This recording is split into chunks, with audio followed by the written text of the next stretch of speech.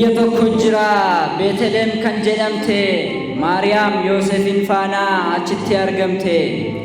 Muddee 29 guyyaa dilbataa ilmoon addaa hundaa fayyuudhaaf argatte dibataa. Maariyaamis tinisfattee seente holqa bowwaa raayyaa ergamootaatu eegaa eessattuu maaltu dhowwaa.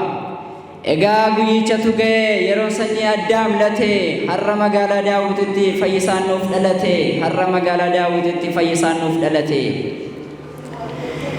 Dallaa horii keessatti itti buustee baalaa nu urgeessuuf iddoo badaa filate daabiloos qofatu haala. Durbini ilfoofti ilmas ni deessi jechuudhaan Isaayyaasiin dubbatame. Raajiin baroota hedduu dinqii jabaa waliin raawwatame. Raajiin baroota hedduu dinqii jabaa waliin raawwatame. Dhalachuun gooftaa keenyaas daa'im Heroodosiin gurra lixee daa'imman Beetlehem keessaa gandara naanna'ee fixe.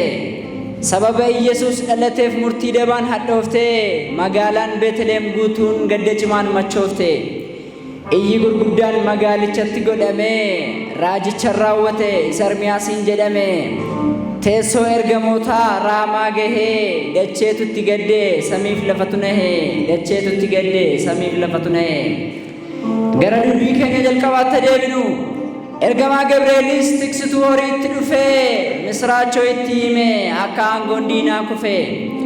Sabaa sagalittis ni hime Gabri'eel abbaan ergaa. Inni eegaa turtan dhalateera deemaa ija keessaniin argaa. Warra sabaa sagal diddaan Heroodis sammuu lixee Yerusaalemin galuutti waggaa lamatti fixe. Yeroo adeemanis ofitti naannessanii raayyaa 300 arguudhaaf malee eegalan isa isaan fayyisuudhaaf samiirraa bu'ee gadi. Mucaa dhalatee arguudhaaf aarsaa hedduu kaffalanii gareen kun urjiin hoogganamuun Beetlehemiin galanii. Ixaanaan warqee qumbii furgooftuu harka fuudhiif qabachuun bahanii gowwoomsaa Heroodis diduun Beetlehem holqa cina ga'anii. Sorgonummaan kan dhalate quba isaa guddaa hiitee naannoo sanaa utuu hin bahin aduun irraan dhiite. Qoochoo isaaniin balali'aa raayyaan ergamootaa dhaqanii ajaa'iba gurguddaa hojjechuun bulchiinsa Heroodis danqanii. Andaaraan gandaaraatti deemee galaanotas bu'ee daakee iccitii daa'imichaa wallaaluun daabiloosiin sammuu haqaaqee. Dabballoonni isaas mormii jabaa geggeessanii mooticha waan hin amanneef boolla isaanii gad fageessanii. Seenaa mucaa kanaa birangaa jedhee ergamoota isaaf kakate garuu mucichi du'aa waan kaasuuf iccitichi jalaa dhokate.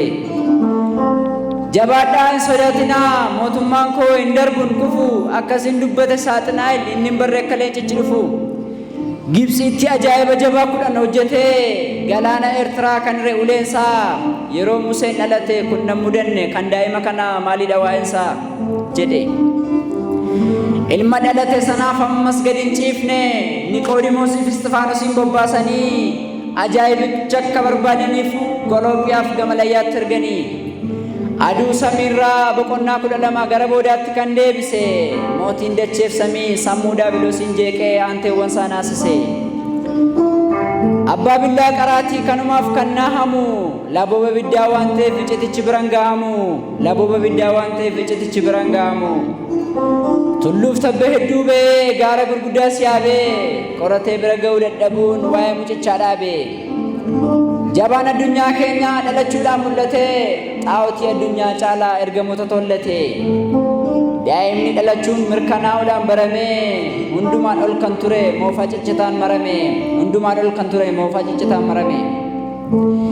Inni addunyaa baraaree dallaa horii keessa ciise gadaf qabummaa waan guddateef cubbuu addunyaa dhiise. Bullukoon isaas baala ture jiinis ji'a qorraa dikee horii keessa waan buleef urgoofne deemnaa marraa. Daa'ima horii keessa kaa'uun ogummaa cimaa gaafata. Miilla isaanii jala waan tureef loowwan tafuuratti baafata. Amaanu'eel dhalachuun ergamoota isaa faana dhufeera. Gurmuun Saaxinaa'el hangan Xoorxoositti dhufeera. Egaa nuti laman beeknu tokkichi nuuf dhalateera. Jaalala nu barsiisuudhaaf haadha isaa hammateera. Jaalala nu barsiisuudhaaf Maariyaamin hammateera. Mana cimaa utuu qabnu dallaa horii filatee ofii isaatii ala bulee iddoo bultii nuuf laate. Hiyyeessaa gadii ta'ee erbee gatamaan marame. Guyyaa sanaa jalqabee moofaan gaddaa nurraa cirame. Mucaa dhalate kana ajjeesuuf Herodoos faa karooratti galanii. Daa'ima baraaruuf jecha haati isaas Yoosef Gibxiitti malanii. Hafuura qulqulluutitti himaa bahaaf gala nama Waaqaa inni nurraa fagaannaan kiyyoo diinaatu nu haqaaqa. Obboleettii Maariyaam Solomee of duukaa buusanii Herodoos hanga du'utti isa jalaa dheessanii. Hafuurri qulqulluunis Herodoosin boqochiisee warra nama afurii kana Fara'oon irraa Israa'eliin qubachiise. Rakkina hedduu booda daa'imichis of baree baatamurraa ka'ee wangeela barachuutti gore. Kiristoos xinnummaatti biyya lafaa dagatee uummata gidduu deddeebi'uudhaan kabaja guddaa argate. Waggaa muraasa booda waa'ee tajaajilaa yaade Yoosefiif Maariyaam harkaa bahee mana qulqullummaatti bade. Utuu baay'een guddatiin ajaa'iba jalqabee garbuu quunnaa 5 facaasee daawullaa 500 galchee hiyyeessota ol qabee. Tulluurra ijoollee waliin utuu taphatu mucaa Zeenuu jedhamu tokko bowwaan biraa baasee lubbuutti deebisee Amaanu'eel fayyisee du'aa kaasee. Dhageessisuu jalqabee gurra isa duudee duuka buutusaa akka ta'uuf Simoon ilma Yoonaa muudee. Inni irraanfannu sabaa Kiristoos jaalalaan nu mo'ee qulqulloota dhiiseetu gadi namaa kanaaf ho'ee. Nu barsiisuuf jedheetiin kan filate dallaa kanaaf iddoo qulqulluu mana isaatti gallaa. Diina keenyatti akka araaramnuuf diina isaatti araarame. Ooddee keenyattutu aduun inni maal qaba dubbii kanarraa yoo barame. Sababa nu jaallatuuf dikee loonii filate malee hin wallaalle iddoo filatee dhalachuu akka walitti urgaa'uudhaaf uumamni saalachuu. Sooressi lafaaf samii hiyyeessa ta'ee argame. Gaafa sanaa ka'ee silaa hafuurri jibbaa kan dhorkame. Egaa haaloo kaleessaa har'amaaf hin dagannu. Iddoo jaalalli hin jirre ofumaa waamna malee tasa gooftaan argannu. Jibba darbe kuufachuun isan dabarre maaf dhabnaa. Kanaaf isa argachuudhaaf dhiifama gochuu qabna. Kanaaf isa argachuudhaaf dhiifama gochuu qabna.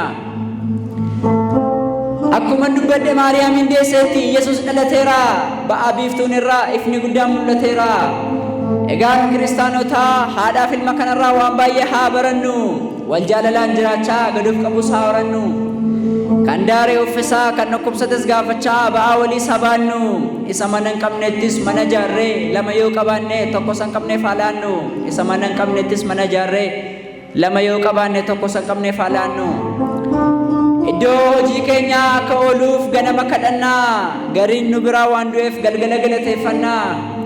Amala keenya akka ta'uuf yeroo hundumaa soomaaf sagadaan ajabaannu waan ga'eef yeroo hundumaa.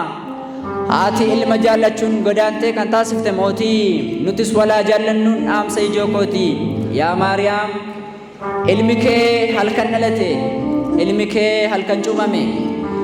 Ilmi kee halkan du'aa kee halkan utuu rafuu akkaatuutti gara koo dhufaatii. Hirriba cubbuu keessaa na kaasi. Ilma kee baattee biyyaa biyyatti kan godaante. Gidiraa hedduu bira kan dabarte. Anaanis kun cubbuudha kun sin fayyadu jedhiitii bira nu dabarsi.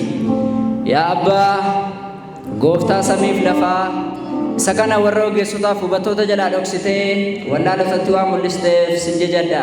Galanni Sillaaseef faarfataa Diyaaqoon Maariyoon Kaasahuun Qilxuu Zakkiyoos irra.